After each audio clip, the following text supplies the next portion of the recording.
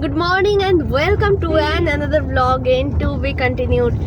মানে আজকে সকাল সকাল আমরা বেরিয়ে পড়েছি বেড়াতে যাওয়ার উদ্দেশ্যে। আচ্ছা, আমার ক্যামেরাম্যান হয়ে গেছে বনি। যাই হোক, আমরা রেডি হয়ে বেরিয়ে পড়েছি। কে কে আছে দেখিয়ে দে বনি। মাসিমণি, মা, মশাই।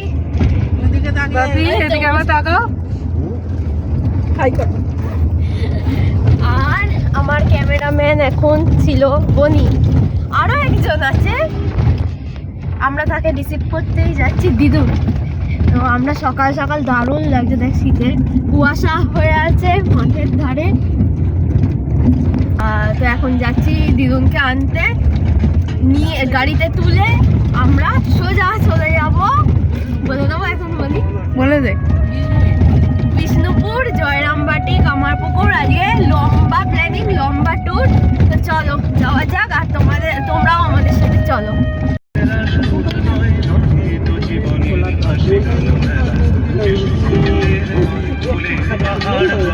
এই যে দিদুনকে নিতে চলে এসেছি আমরা। দিদুন উঠে পড়ছে। ওই দেখ, আমরা কি বলেছিলাম, উঠেই বলবে।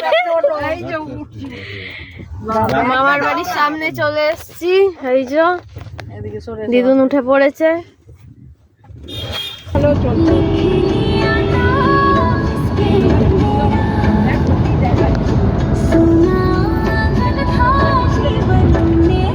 আমরা আমাদের ফার্স্ট স্টপে দাঁড়িয়ে পড়েছি। এখন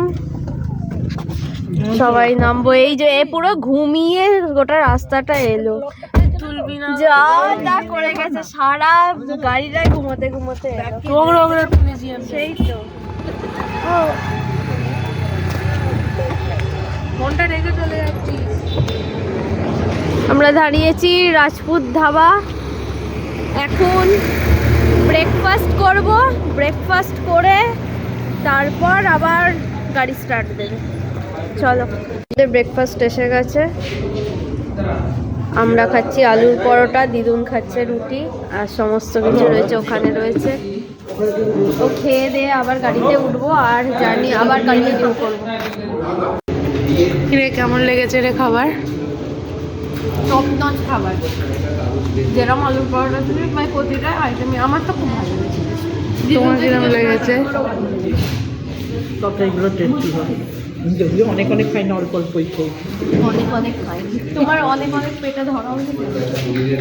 গাড়ি স্টার্ট হচ্ছে, সবাই গাড়িতে উঠছে, আবার খাওয়া দাওয়া হয়ে গেল। চলো, ফির সে রাইট টাইম। আচ্ছা, দিদুনকে তখন দেখায়নি ভালোভাবে। তুমি এইখানে কোথায় উঠছো? ওইদিকে উঠবে। আর এই মেয়েটা তো সারা রাস্তা ঘুমিয়ে হলো, এবার চার্জ আপ হয়ে গেছে। এবার যদি তুই ঘুমোস, হ্যাঁ ফুল চার্জ হয়ে গেছে, এবার আর ঘুমোবি না। আমরা এখন জয়পুরের জঙ্গল পেরিয়ে যাচ্ছি। দুধারে জঙ্গল, শুধু দেখা যাক আমাদের ভাগ্যে কিছু দেখা মেলে কিনা। হাতি, ময়ূর, হরিণ যদি পাওয়া যায়। এখানে থাকে কি? হ্যাঁ থাকে, হাতি থাকে, হাতি প্রচুর আছে। হাতি আছে প্রচুর, ময়ূরও আছে। দেখা যাক যদি আমরা দেখতে পাই। ময়ূর, হাতি ছাড়া আর কি আছে? হরিণও আছে।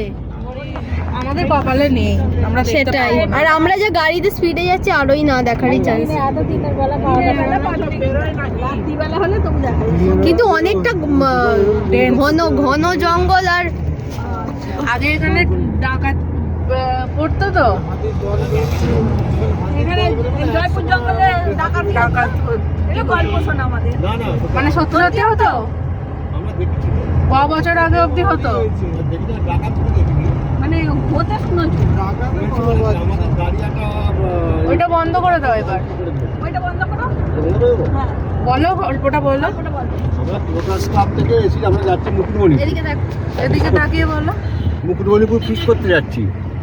তো হঠাৎ করে একটা বাস পুরো ফ্যামিলি নিয়ে বেরিয়েছিল। আগে এখান থেকে এসকর্ট করে নিয়ে যেত। ওই বনলতার সামনে থেকে পুলিশে এসকর্ট করতো, পুলিশ গাড়ি থাকতো, সব গাড়িগুলো আসতো, এনে তারপর পুলিশ সামনে গাড়িতে তারা জঙ্গলটাকে পার করে দিত। তারা সেটা মানেনি, পুলিশ বারণ করেছিল, শোনেনি, না শুনে ওরা যেতে গেলে পুরো এটা বাসটাকে লুট করে সব দেওনা দানা যা ছিল গাড়ি ভাঙচুর ফাঙচুর সব করেছে। এবার আমরা পরে এসেছি, ওদের পুলিশের সঙ্গে এসকর্টে এসেছি, এসে দেখি ওরা বলছে এইসব সব কান্নাকাটি সব করছে, যেরকম আমাদের সব লুটপাট করে নিয়ে যে পুলিশগুলো খুব চেঁচামেচি করছে আপনারা এসেছেন, তারপরে বারবার সত্ত্বেও আপনারা এসেছেন কেন। তো কত বছর আগের ঘটনা এটা? ওটা নানা করেও তখন আমি চাকরি বাকরি পাইনি, তখন হবে 30-35 বছর আগে তো হবেই, 34-35 বছর আগে হবে। তারপর এসব এখন সব লোকে সব কাজকর্ম করছে, লেখাপড়া শিখছে, যা করতো মেনলি স্থানীয় লোকেরাই করতো, সবটাই মানে পেটের জন্য করতো আর কি। পেটে মানুষের যদি ভাত না থাকে তা তো লুটপাট করবে। মানুষ ফানুষও মারতো? মানুষ খুন করেছে সেরকম খবর কোনোদিন পাওয়া যায়নি, কিন্তু মারধর করেছে। কেউ যদি মানে না দিতে চাইলে তোর কাছে টাকা আছে, কেউ কি দিতে চায়, সোনার হাত পড়ে গেছে কেউ দিতে চায়, তখনই ওরা মারধর করে। মানে লুটপাটটাই ওদের মেন। লুটপাট করেছে বা সাধারণ মানুষের উপর অত্যাচার করেছে, মেয়েদের উপর অত্যাচার করেছে, সেরকম কোনো ঘটনা শোনা যায়নি। তো ওইরকম ওরা অত্যাচার করতো। এবার সঙ্গে ওদের নাকি শুনেছি ওদের মহিলাও থাকতো, সঙ্গে মহিলারাও থাকতো শুনেছি। তার আগে এখানকারই জনজাতি। হ্যাঁ, এখানকার জঙ্গলের ভিতরে প্রচুর গ্রাম আছে, এই সমস্ত গ্রামে জঙ্গলের ভিতরে মাঝে মাঝে দেখবি একটা করে রাস্তা বেরিয়ে গেছে, দেখ রাস্তা ঢুকে গেছে জঙ্গলের ভিতরে, রাস্তা থেকে বুঝতে পারবি, একটু খেয়াল দেখ তাহলে তোরা বুঝতে পারবি, বাঁধিয়ে দেখবি রাস্তা ঢুকে গেছে। জঙ্গলটা ভেতরে হেলিপ্যাড আছে, জঙ্গলটা অনেকটা রাস্তা ঢুকেছে, এই ভিতরে ব্রিটিশ আমলের হেলিপ্যাড আছে এখানে, এখানে দেখাই হবে না। ব্রিটিশ আমলের হেলিপ্যাড আছে এখানে। মানে ব্রিটিশ এই জঙ্গলটা তবে কিন্তু অনেকখানি, কখন শুরু হয়েছে জঙ্গলটা এখনো মানে দূর দূর অব্দি দেখছি। 7 কিলোমিটার 7 কিলোমিটার লং স্ট্রেচ একদম। একদম। আর দুধারটা এত সুন্দর লাগছে রাস্তা জঙ্গলের ভিতরে। সাধারণ লাগে সত্যি।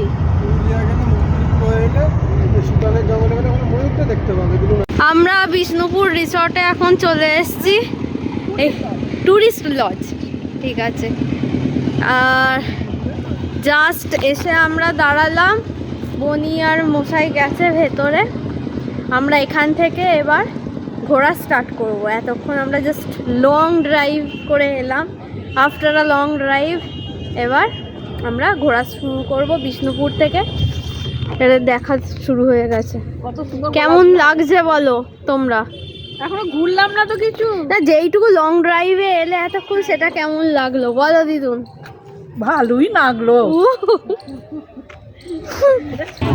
আমাদের ফার্স্ট ডেস্টিনেশন এসে গেছে বিষ্ণুপুরে। নেমে আমরা এসেছি রাসমঞ্চ। তো আমরা এখান থেকে দেখা শুরু করব। জানি না, আমার ফার্স্ট টাইম বিষ্ণুপুর, তো চলো আমিও দেখি আর তোমাদেরকেও সাথে নিয়ে যাই বিষ্ণুপুরের রাসমঞ্চ। তো চলো দেখা যাক। এখানে তাড়াতাড়ি করতে বলেছে। চলো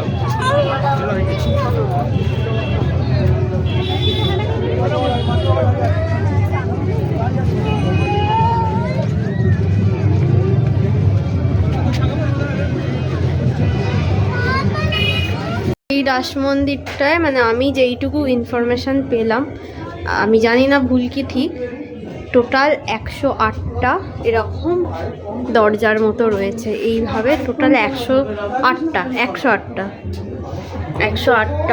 এরকম রয়েছে ভেতর দিয়ে। আর ভেতরটা ভীষণ অন্ধকার, একদম অন্ধকার। এইভাবে পুরো পরপর 108টা দরজা রয়েছে। আগে রাস পূর্ণিমার দিনে রাস উৎসব, হ্যাঁ, তাহলে এখানে 108টা গেট আছে। আর আমাদের বিষ্ণুপুরে তখন 108টা মন্দির ছিল, হ্যাঁ। এই 108টা মন্দিরের বিগ্রহকে নিয়ে এসে 108টা গেটে রেখে রাস উৎসব পালিত হতো। এই মন্দির তৈরি করে রেখেছিল রাজা বীর হাম্বির। আর এখানে চৈতন্য মহাপ্রভু যে যিনি শিষ্য ছিলেন শ্রীনিবাস আচার্য, তিনাকেই রাজা দীক্ষিত করে দিয়েছিলেন। এই রাজা ছিল আমাদের এখানে রাজা বীর হাম্বির, তিনাকে দীক্ষিত করেছিলেন। ওই জন্য রাজা হয়তো কৃষ্ণ ভক্ত হয়েছিলেন। আমাদের বিষ্ণুপুরে সব শ্রীকৃষ্ণর মন্দির সব।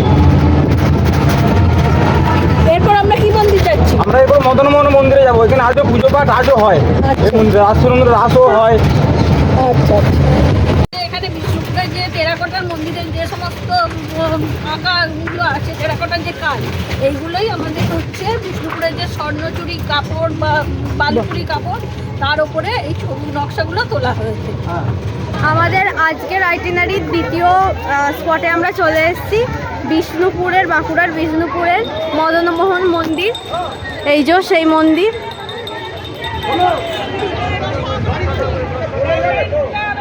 সামনে বড় মার্কেট রয়েছে আর এই হচ্ছে মন্দিরের গেট সামনে।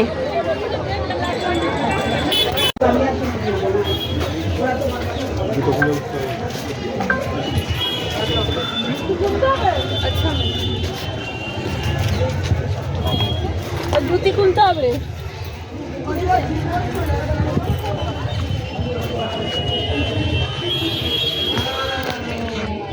বাঁকুড়া বিষ্ণুপুরের যে ঐতিহ্য টেরাকোটা শিল্প, সেই শিল্পের কাজ করা মদনমোহন মন্দির।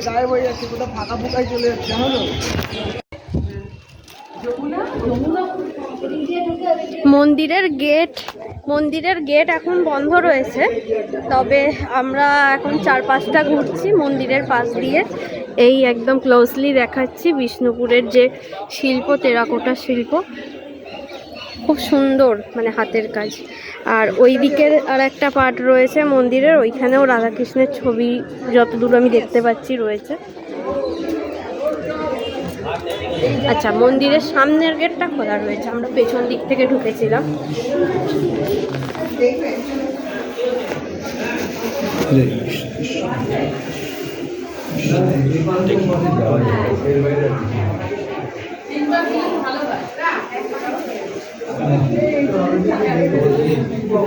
সন্দীপান এদিকে আসো। রাজবাড়ির মেন গেট ছিল এটা, প্রবেশ পথ। এটা উল্টো দিকটা এইখান দিয়ে তো আমরা গেট উঠে পিছাটি, সেটাই তো বলছি, রাজবাড়ির পরীক্ষা। হ্যাঁ, এখানে দুর্গাপূজা অষ্টমীর দিন নাম এই জায়গাটাতে কামান ফাটানো হয় প্রতি বছর। আচ্ছা, দুর্গাপূজা অষ্টমীর দিন হয় প্রতি বছর। এই যে লাল মাটি, বাঁকুড়ার বিখ্যাত লাল মাটি। কুমির থাকতো রাজবাড়ির গেট। সত্তর দিকে দেখে যেতে পারতো। ডিঙে যেতে পারতো না, যাতে হালকা ছিল। আর এটা তৈরি, এটা তো টেরাকোটার কাজ নয় বাবা, দেখুন এই গেটটা তো লেটালাইট পাথরের দিয়ে নির্মিত একটি গেট। পাহাড় কেটে কোথায় সব। খালে আর জল নেই, পরীক্ষা ছিল। এইখানে কুমির টুমির সব ছিল বলছে। এটা ল্যাটারাইট পাথরের তৈরি এইগুলো বলছে তো, তাই সেটাই তো বললো ওখানকার, ল্যাটারাইট পাথর। আগে রাস্তা ছিল না, ওই যে এখন রাস্তাটা, ওই জন্য এই রাস্তা করেছে, মানে গাড়ি যাওয়া।